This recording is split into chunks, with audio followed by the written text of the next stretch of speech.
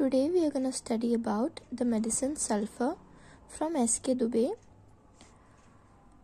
The common name is flower of sulfur or grindstone, and it is proved by Dr. Hahnemann, and we write S an element. Okay, so we have common name as flower of sulfur or brimstone. Okay, so introduction में we have that this is a polycrest medicine, which means कि ये सारी जगह पर काम करती है. It covers the whole range of variety of diseases. Mainly, it is a polycrest medicine and it is known as the king of antisoric, having a wide range of homeopathic prescribing. That means that many diseases can be cured just with this single medicine, and it is the king of antisoric. Because we have three miasms, sora, syphilis and psychosis. So this is antisoric remedy, and it is not only antisoric but king of antisoric. So it's a very important medicine of our materia medica. Hahnemann says that sulfur has reputation as a remedy against itch, perhaps an old as medicine. Hahnemann क्या कहते हैं that sulfur की क्या reputation है, इतनी इसकी reputation है कि ये itch जो होता है, यानी कि सोरा की बात कर रहे हैं, जितना भी पुराना सोरा हो, करीब करीब 2000 साल पुराना भी सोरा हो, तो उसको ठीक करने की एक कैपेबिलिटी रखता है. Sulfur is a non-metallic yellow brittle substance. It is found plenty in Sicily and Italy. Sicily and Italy are two locations which are in Europe. So, organic world में sulfur हमें बहुत सारी जगह पर मिलता है, जहाँ से हम इसे कलेक्ट करते हैं और फिर मेडिसिन में इसे कन्वर्ट करते हैं. This element forms an essential component of albinoids, a class of compounds contained in all vegetable and animal structures. Sulfur is prepared from homeopathic use in two different ways. Firstly, the flower of sulfur, washed and cleaned, and are mixed with alcohol to form the tincture. Secondly, the triturating flower of sulfur with sugar of milk. So there are two ways to prepare sulfur in homeopathy. First is, we wash the sulfur flowers and then clean it and mix it with alcohol to form the tincture. Secondly, we triturate the flowers of sulfur with sugar of milk to form the medicine. Now, we know that it is a polycrest medicine, therefore it has so many clinicals, which is it can be useful in acne, anemia, which is lack of RBC or a reduced number of RBC in our system, asthma, biliousness, boils, brain complaints, catarrh, cough. Catarrh and cough are under respiratory diseases. Then diarrhea, dysentery are in GIT problems. Eye affection, eczema, emaciation, which is thinning, excessive thinning, बहुत दुबला हो जाना. Enuresis, epilepsy यानी कि fits या seizures आना.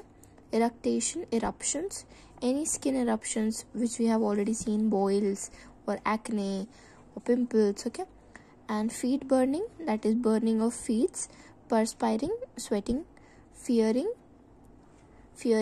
or sweating in our hands or any part of the body. Hemorrhoids, headache, liver affections, menstrual disorders, neuralgia, pleurisy, pregnancy disorders, rheumatism, skin affections, throat, lung affection, vertigo and worm affection, etc. So in sulfur we see clinicals, because this is a polycrest medicine. So we see acne, anemia. Anemia is deficiency of RBC in blood. Okay, another number of RBC gets reduced. Then asthma, that is difficulty in breathing due to inflammation of alveoli. Biliousness, it is a state of gastric distress caused by liver or gallbladder disorders, which is displayed as uncontrollable anger and irritation.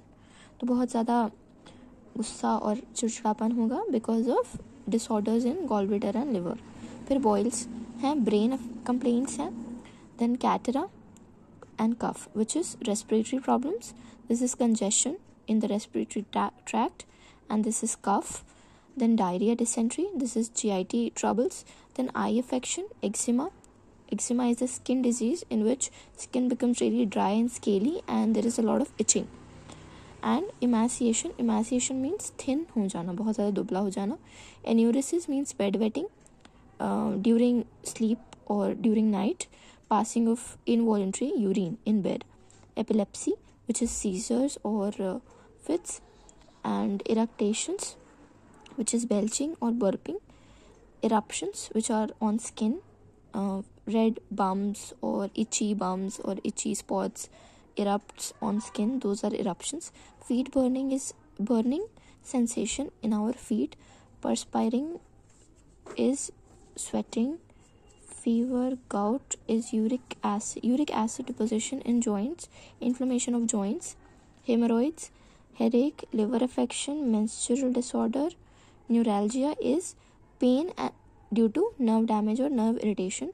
Pleurisy is inflammation of lungs or tissue of lungs are inflamed, which is why it is difficult to breathe.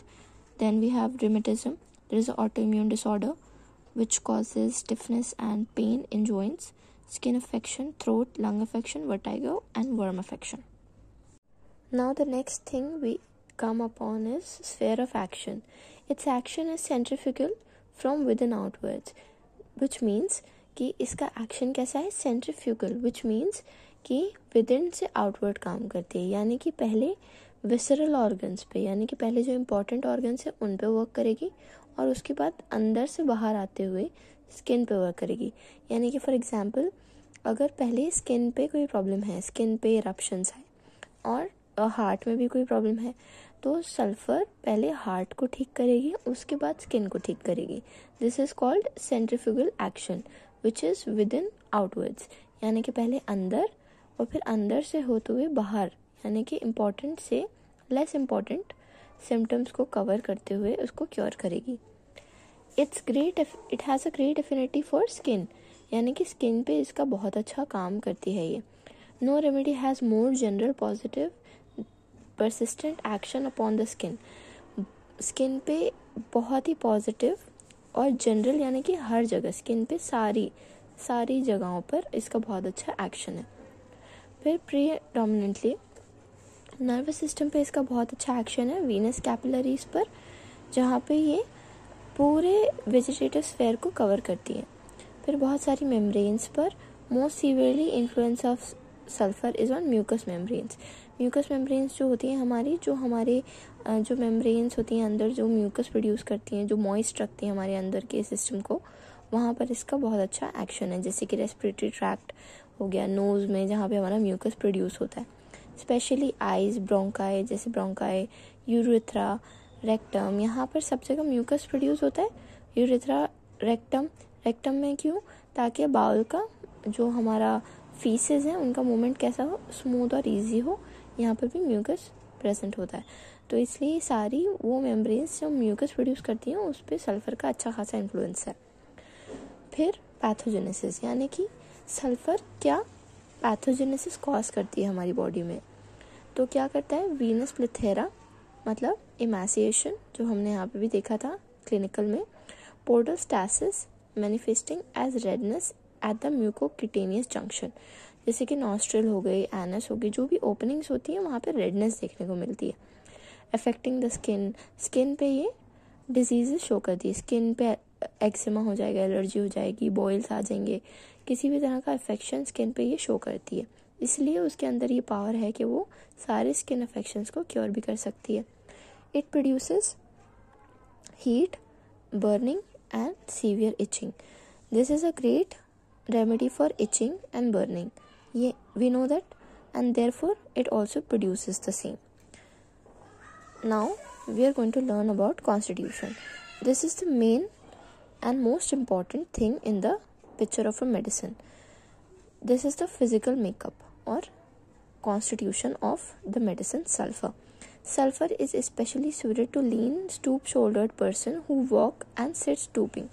मतलब ऐसे लोग जो कि झुक के चलते हैं, बहुत पतले दुबले होते हैं, और बैठते हैं तो भी झुके हुए बैठते हैं, चलते हैं तो भी झुक के चलते हैं, जैसे कि ओल्ड मैन जैसे, यानी कि जो बुजुर्ग होते हैं देखा है कैसे चलते हैं झुक के, उनकी मतलब जो बॉडी होती है वो ऐसे झुक जाती है, कर्व हो जाती है, उसको क्या कहते हैं, स्टूप करना. Standing is the worst position for a sulphur patient. They can not remain standing. Sulphur patients जो होते हैं वो ज़्यादा देर तक खड़े नहीं रह सकते। अगर आपकी क्लिनिक में वो आएंगे और आप उनको बोलेंगे कि आप थोड़ी देर वेट कर लीजिए, खड़े हो जाइए, तो उनको बहुत प्रॉब्लम होगी, वो खड़े हो नहीं पाएंगे। वो कोशिश करेंगे कि जहाँ भी उन्हें जगह दिखे वो वहाँ पे जाके बैठ जाएं। तो every standing position is very uncomfortable and unbearable, यानी कि उनसे स्टैंडिंग पोजीशन अनबियरेबल होती है उनके लिए, मतलब वो बियर नहीं कर सकते और बहुत अनकम्फर्टेबल होते हैं खड़े रहने में। अब उनका लुक कैसा होता है, तो dirty filthy look of the body, prone to skin infection. जब भी कोई सल्फर का पेशेंट आपको देखने को मिलेगा तो उनकी स्किन कैसे होगी, बहुत गंदी होगी, बहुत डर्टी लुक आएगा उनकी स्किन का।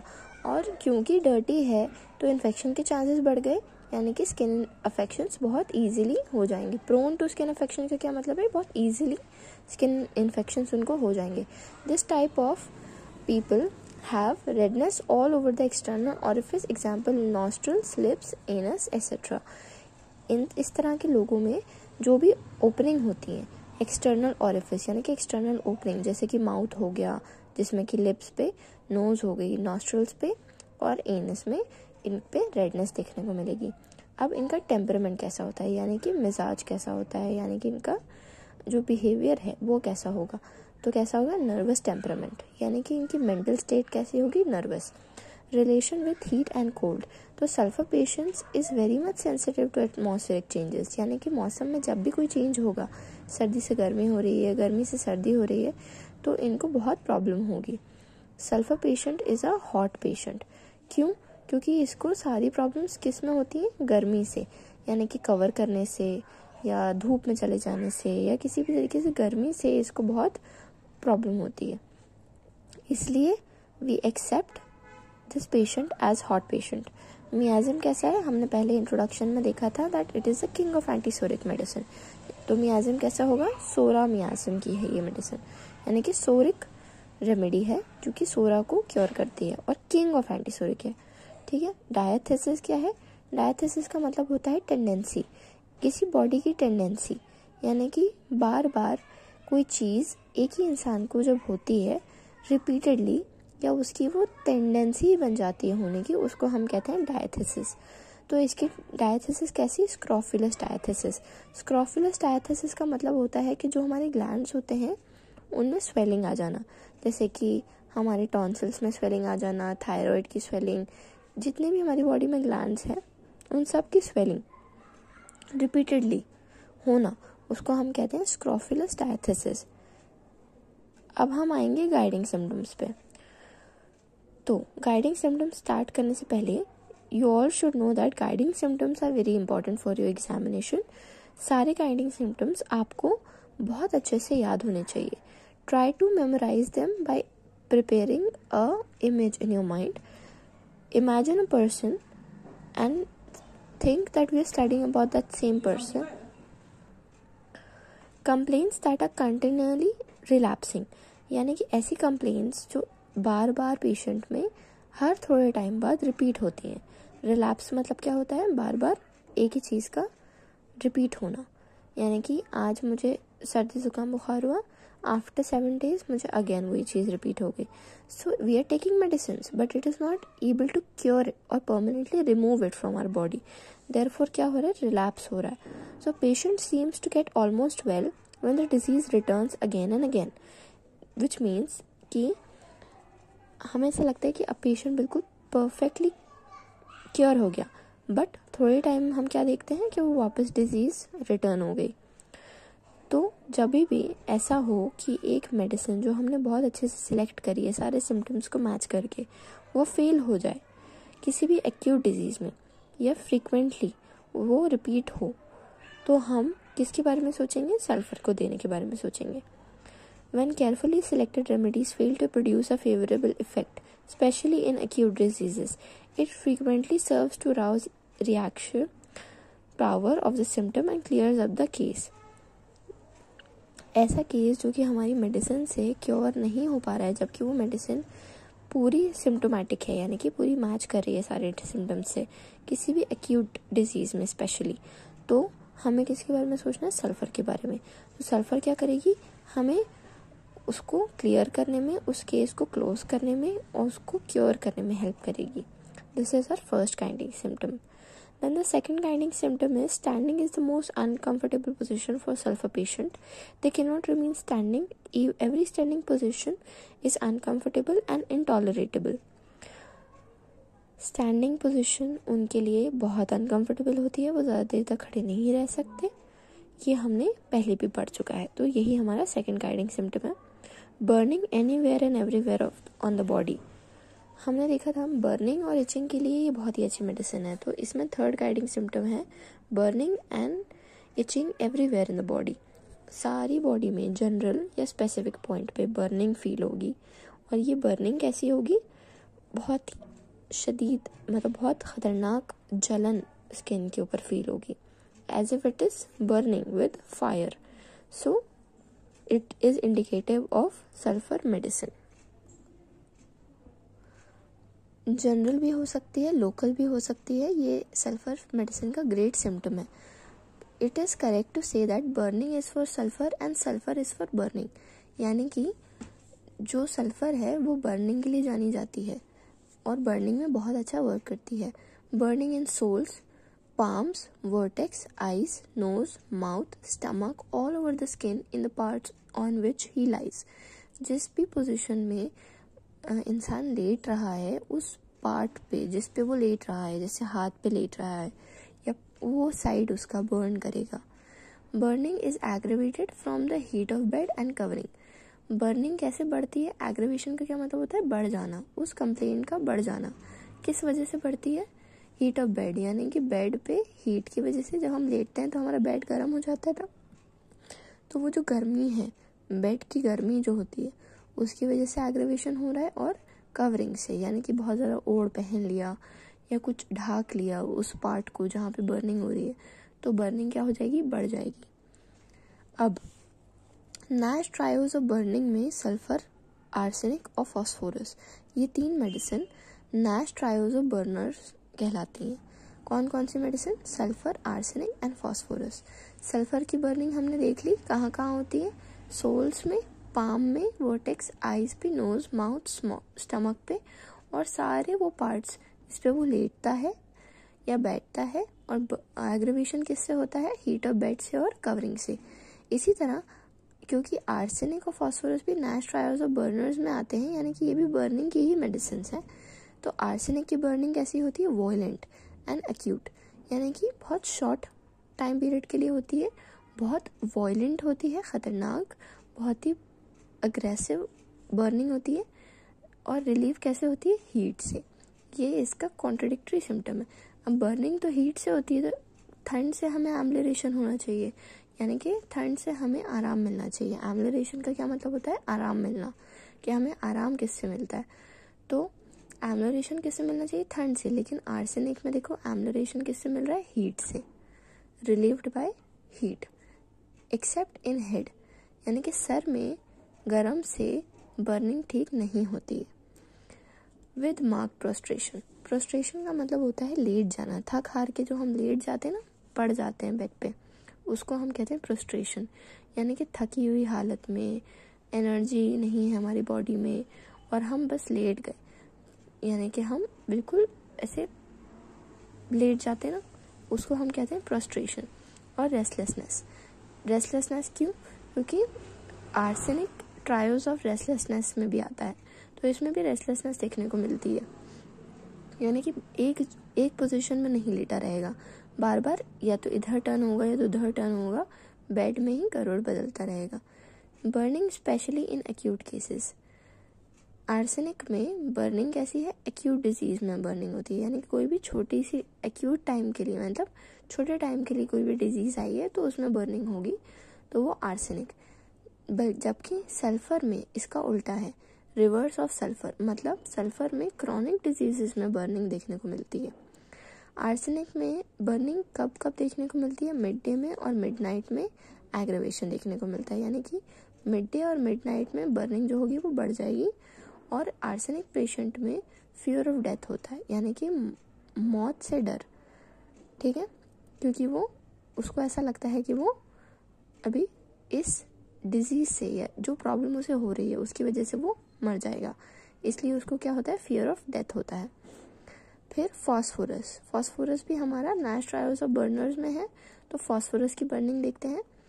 It is found in every organ, सारे ऑर्गन्स में फास्फोरस में बर्निंग देखने को मिलती है। एक स्पॉट में देखने को भी मिल सकती है, पूरी स्पाइन के अलोंग देखने को मिल सकती है, पाम में, सोल्स में देखने को मिलती है। बट जनरली जो भी नर्वस सिस्टम की डिजीजेज होती हैं उसमें फास्फोरस में बर्निंग देखने को मिलती है, जो कि एग्रीवेशन कब होता है, वर्स्ट कब होती है, शाम के टाइम, इवनिंग में। ये हो गया हमारा बर्निंग। हमने तीनों की बर्निंग को हमने यहाँ पे कंपेयर किया है। उसके बाद सिक्स्थ हमारा गाइडिंग सिम्टम है a weak empty organ sensation in the stomach, यानी कि पेट में एक अजीब तरीके का खालीपन देखने को मिलेगा, जो कि और किस किस मेडिसिन में देखने को मिलता है, सीपिया, चेलेडोनियम, पल्सिटिला, एनाकार्डियम, इन सारी मेडिसिन में भी सेम सिम्टम देखने को मिलता है, a weak empty organ sensation in the stomach, यानी कि भूख लगना, पेट में ऐसा लगना जैसे कि पेट खाली है और भूख लग रही है। और स्पेशली अबाउट 11 AM, यानी कि 11 बजे सुबह सल्फर पेशेंट को इतनी तेज़ भूख लगती है कि उसको खाना चाहिए ही चाहिए। मतलब आप उसको रुकने को बोलोगे कि लंच का वेट कर लो, अभी थोड़ी देर में लंच हो जाएगा तब कर लेना, नहीं, तो वो रुक नहीं पाएगा। क्यों? क्योंकि उसको 11 बजे बहुत तेज़ भूख लगती है, पेट में ऑर्गन सेंसेशन फील होता है, एम्प्टी ऑर्गन सेंसेशन, तो he can not wait for lunch. ये उसका सिक्स्थ गाइडिंग सिम्टम है। Seventh, congestion in single part, eyes, nose, lips, anus, ऐसा ठसा हुआ सा फील होगा, कंजेस्टेड फील होगा, कोई भी एक सिंगल पार्ट में, आईज में भी हो सकता है, नोज में, लिप्स में, एनस में, कहीं पर भी। Sulphur should be thought of in the first instance when the patient comes with a history of suppression of skin diseases by external application, lotion and ointments, यानी कि सल्फर हमें कब सोचना है, पहले जब पेशेंट आया है हिस्ट्री ऑफ सप्रेशन के साथ, यानी कि उसको मान लीजिए कोई स्किन डिजीज़ थी, उसने कोई ऑइंटमेंट और लोशन लगाया है, कोई एलोपैथिक लोशन या फिर ऑइंटमेंट या क्रीम लगा के जो स्किन डिजीज़ थी उसको क्या कर दिया, सप्रेस कर दिया, यानी दबा दिया। तो उसकी वजह से अगर कोई भी प्रॉब्लम सल्फर पेशेंट को आ रही है तो इस तरह के पेशेंट में हमें सबसे पहले सल्फर के बारे में सोचना है, क्योंकि ये इसका बहुत मेजर गाइडिंग सिम्टम है कि पेशेंट आता है सप्रेशन ऑफ स्किन डिजीज़ के साथ। सल्फर पेशेंट में मेजरली ये देखने को मिलता है कि जब वो किसी भी एक्सटर्नल एप्लीकेशन की वजह से, लोशन या ऑइंटमेंट की वजह से स्किन की कोई भी डिजीज़ सप्रेस हो जाती है, दब जाती है, इस तरह की हिस्ट्री के साथ जब पेशेंट आते हैं तो उनके अंदर रेस्पिरेटरी प्रॉब्लम्स देखने को मिलती हैं। यानी कि मान लीजिए कोई लोशन की वजह से वो स्किन डिजीज़ सप्रेस हो गई तो उस पेशेंट को बाद में थोड़े टाइम बाद एस्थमा डेवलप हो जाएगा, या कोई भी क्रॉनिक उसको रेस्पिरेटरी प्रॉब्लम डेवलप हो जाएगी। तो ये भी सल्फर का एक बहुत कैरेक्टरिस्टिक सिम्टम है। फिर ninth, there is intense craving for sweet, acid, alcohol, beer, whisky, और एवर्जन किस किस चीज़ से है, मिल्क, मीट और बिजनेस से। यानी कि सल्फर पेशेंट को क्या क्या खाने का दिल करेगा, मीठा, एसिड यानी कि जो भी चीज़ एसिडिक होती है ना, जैसे लेमन हो गया, नींबू खट्टा होता है, एसिडिक होता है, इस तरह की एसिडिक चीज़ें, अल्कोहल, बियर, विस्की, ये सब, इन सब चीज़ों की क्रेविंग होगी।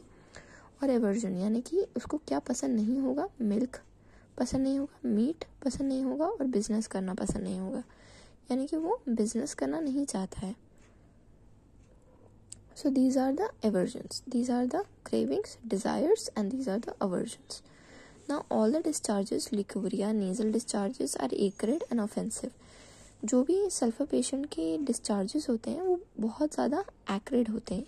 एक्रिड यानी कि बहुत ज़्यादा जला देने वाले, यानी कि जहाँ से भी वो ओज आउट करेंगे उस जगह को वहाँ पे जलन छोड़ देंगे। और हमने देखा है कि सल्फर बर्निंग के लिए जानी जाती है, इसलिए इसके डिस्चार्जेस कैसे हैं, एक्रिड हैं और ऑफेंसिव हैं, यानी कि बहुत स्मेली होंगे, बहुत ज़्यादा इतनी ख़तरनाक स्मेल आएगी कि आप उनके आसपास बैठ नहीं सकते, उनको टॉलरेट नहीं कर सकते।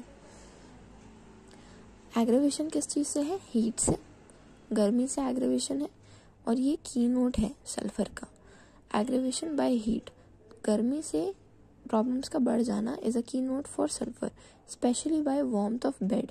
बेड में जो गर्मी होती है, लेटने के बाद जो हमारा बेड गर्म हो जाता है, जो हीट प्रोड्यूस करता है, उसकी वजह से सारी कंप्लेंट्स का बढ़ जाना is the key note of sulphur. Sulfur facilitates absorption of serous and inflammatory exudates in pleura, joints, which is best selected remedy like Apis, Bryonia, etc. fails. जब भी कोई इन्फ्लेमेशन होता है किसी भी जॉइंट का या प्लूरल कैविटी का, लंग्स की, या फिर कोई भी सीरस फ्लूइड का एब्जॉर्प्शन होता है और हम रेमेडी सिलेक्ट करते हैं जैसे कि एपिस हो गई, ब्रायनिया हो गई, ये सब बेस्ट मेडिसिन होती हैं इन सब चीज़ों के लिए. जब ये मेडिसिन फेल हो जाए, काम ना करें, क्योंकि ये बेस्ट सिलेक्टेड मेडिसिन है, यानी कि इन प्रॉब्लम्स के लिए बेस्ट सिलेक्टेड रेमेडीज़ हैं एपिस, ब्रायनिया. जब ये भी फेल हो जाती है तो हम सल्फ़र का यूज़ करते हैं और ये हमारा केस सॉल्व करने में हमारी हेल्प करती है. इसके बाद हम देखेंगे माइंड बहुत इंपॉर्टेंट है सल्फर का. जनरली एग्जाम्स में पूछा जाता है as a 5 mark question. So brain में we see that sulphur patients are ragged philosopher. Ragged philosopher का क्या मतलब होता है? रैग का मतलब होता है कचरा. जो होता है ना हमारे घरों के आसपास कचरों का ढेर होता है, उसको हम क्या बोलते हैं? रैग, यानी कि यूजलेस गंदा कचरा, उसको हम बोलते हैं रैग. और सल्फर क्या है? रैग्ड फिलोसोफर, यानी कि वो हर एक बुरी से बुरी, बेकार से बेकार चीज़ में भी खूबसूरती ढूंढ लेता है और उसको हर चीज़ बहुत खूबसूरत नज़र आती है उसकी व्यू पॉइंट से. तो everything seems full of beauty, उसको हर चीज़ खूबसूरत नज़र आती है. He dress himself in the most filthy rags but consider themselves to be most elegant of decoration. मतलब खुद वो अपने आप को गंदे से गंदा कपड़ों में तैयार करेगा, बहुत ही गंदा दिख रहा होगा, फिल्दी दिख रहा होगा, डर्टी दिख रहा होगा, फिर भी खुद को क्या मानेगा कि वो बहुत ही एलिगेंट है और उसने सबके कंपैरिजन में बेस्ट कपड़े पहने हुए हैं, क्योंकि उसको अपने व्यू पॉइंट से हर चीज़ ब्यूटीफुल लगती है. और वो रैग्ड फिलोसोफर है. इसका मतलब क्या है? वो कहानियाँ बनाता रहेगा, फैसिनेशंस में जाता रहेगा, वो अपनी फैंटेसीज़ की दुनिया में जीता रहेगा, उसको हर चीज़ खूबसूरत लगती है, तो वो ऐसे अपने दिमाग में स्टोरीज बनाता रहता है. Patient wears a paper crown, thinks he is majesty the king. अपने आप को राजा समझता है और पेपर क्राउन पहनता है. ये पेपर क्राउन असली में नहीं है, इट इज़ अ मेटाफोर ये बताने के लिए कि वो असली में राजा नहीं है, नकली, यानी कि कागज़ का क्राउन पहन के घूमता है, क्योंकि वो असली में तो राजा नहीं है. असली में तो वो बहुत गंदा दिखता है और कचरा वचरा ये सब इस तरह की चीज़ें वो संभालता है, रखता है, उसको इसमें खूबसूरती दिखती है क्योंकि उसको ऐसा लगता है कि ये अच्छे हैं, होते नहीं हैं. इसलिए he wears a paper crown and thinks he is the majesty, he is the king. Great weakness of memory, याददाश्त कमज़ोर रहती है. Cannot find the proper word during conversation. बात करते time he will feel that he is not able to pronounce or he is not able to correctly interpret words. मतलब उसके दिमाग में वर्ड्स नहीं आएंगे जब वो कॉन्वर्जेशन किसी के साथ भी कर रहा है. he is very selfish, he has no regards for others. Selfish होता है और दूसरों की फीलिंग्स के लिए कोई भी रिस्पॉन्सिबिलिटी, कोई भी रिस्पॉन्स या कोई भी रिगार्ड उसके अंदर नहीं होता है, दूसरों की फीलिंग्स की परवाह नहीं करता. नथिंग अपील्स हिम, कोई भी चीज़ उसको अपनी तरफ अपील नहीं करती, अपनी तरफ खींचती नहीं है, क्योंकि उसको ऐसा लगता है कि वो ही किंग है, तो बाकी सबको वो क्या समझता है? अपने से कम समझता है. Work, pleasure, talking, exercise etcetera afford him no enjoyment. काम करना, कोई भी तरह का एन्जॉयमेंट, बातचीत करना, एक्सरसाइज करना उसको एन्जॉयमेंट नहीं देता. हमने यहाँ देखा था एग्रीवेशन या एवर्जन, उसको है बिजनेस से, यानी कि उसको काम करना अच्छा नहीं लगता है. There is a feeling of movement in abdomen as of a child. उसको एक फीलिंग होती है, उसको पेट में कुछ घूमता हुआ या ऐसे राउंड कोई फीलिंग आती है उसके पेट में, जिसकी वजह से उसको ऐसा लगता है कि उसके पेट में एक बच्चा है, जबकि ऐसा होता नहीं है, बस उसे ऐसी फील होता है. Happy dreams, wake up singing at night. जब वो सो के उठता है तो वो इतना खुश उठता है कि वो उठते के साथ गाना गाने लगता है। क्यों? क्योंकि उसकी ड्रीम्स बहुत हैप्पी ड्रीम्स होते हैं उसके, और उसको गाना गाते हुए फिर वो उठता है रात में। क्यों? क्योंकि उसने बहुत हैप्पी ड्रीम्स देखे होते हैं, यानी कि जो उसको करना पसंद है, जो उसे अच्छा लगता है, वो अपने ड्रीम्स में देख के खुश होता है। उसके बाद he is nervous temperament, hypochondriacal patient and in nature. Hypochondriacal मतलब हर चीज़ को बढ़ा चढ़ा के बोलना, समझाना, बताना। कोई भी छोटी सी बात होगी उसको बहुत बढ़ा चढ़ा के, कोई भी अचीवमेंट है जैसे कि उसका रिजल्ट आया तो वो उसको बहुत बढ़ा चढ़ा के बताएगा कि मैं तो पूरी क्लास में टॉप किया हूँ। क्यों? क्योंकि उसके अंदर एक ये फीलिंग भी है कि I am the king of the world, I am the majesty, I am the king. तो वो हर चीज़ को बहुत हाइप करके बढ़ा चढ़ा के बताता है। अपनी कंप्लेंट्स को भी बहुत बढ़ा चढ़ा के बताता है। मतलब दर्द कम भी हो रहा होगा तो उसको बोलेगा कि बहुत ज़्यादा दर्द हो रहा है। नर्वस टेम्परामेंट का होता है, ये हमने टेम्परामेंट में भी देखा था कि उसका नर्वस टेम्परामेंट होता है, यानी कि उसका जो बिहेवियर है वो नर्वस होता है।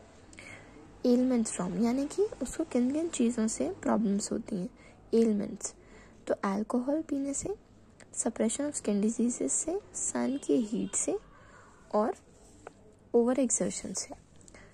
एक्सरसाइज कर लेगा या धूप में चला जाएगा, धूप से गर्मी से और उसकी स्किन डिजीज़ अगर सप्रेस होगी, जो कि हमने देखा था कि एक्सटर्नल एप्लीकेशन से, ऑइंटमेंट्स यूज़ करने से स्किन की डिजीज़ जो है सप्रेस हो जाती हैं, उसकी वजह से रेस्पिरेटरी डिजीज़, एस्थमा हो जाता है, या अल्कोहल पीने से। और ये सब उसके डिज़ायर्स भी थे, अल्कोहल पीना, विस्की पीना, और उसके अवर्जन में क्या था, एक्सरसाइज करना। तो इन सब चीज़ों से उसको प्रॉब्लम है, यानी कि इन सब चीज़ों की वजह से उसकी कंप्लेंट्स बढ़ जाएंगी।